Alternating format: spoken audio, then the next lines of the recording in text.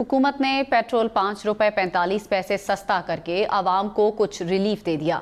Diesel की कीमत में 8 रुपए 42 पैसे कमी कर दी गई। कीमतों में तब्दीली के बाद पेट्रोल की नई कीमत 288 रुपए 49 पैसे जबकि डीजल की नई कीमत 281 रुपए 86 पैसे मुकर्रर कर दी गई। पेट्रोलियम मसनूआत की नई कीमतों का इत्तलाक 15 रोज के लिए हो गया।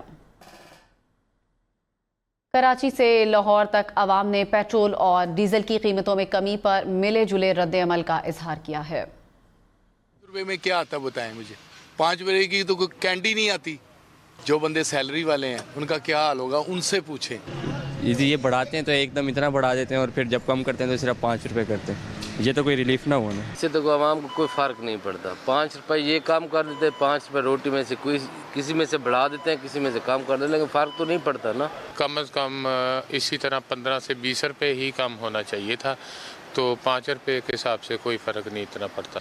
5 रुपये में क्या होता है आजकल, जब बढ़ाना हो तो 50-100 रुपये बढ़ा लेते हैं या 30 रुपये बढ़ा लेते हैं, जब कम करना हो 5 रुपये कम करते हैं। ये तो ऊँट के मुँह में ज़ीरा वाली हिसाब किताब हो गया कि जी आवाम को दे दिया, हमने रिलीफ दे दिया।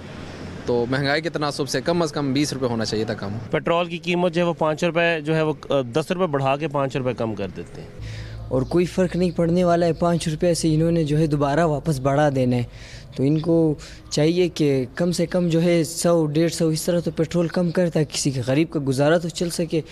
कम से कम 150 तो कम कर ले ताकि इंसान को रिलीफ मिल सके।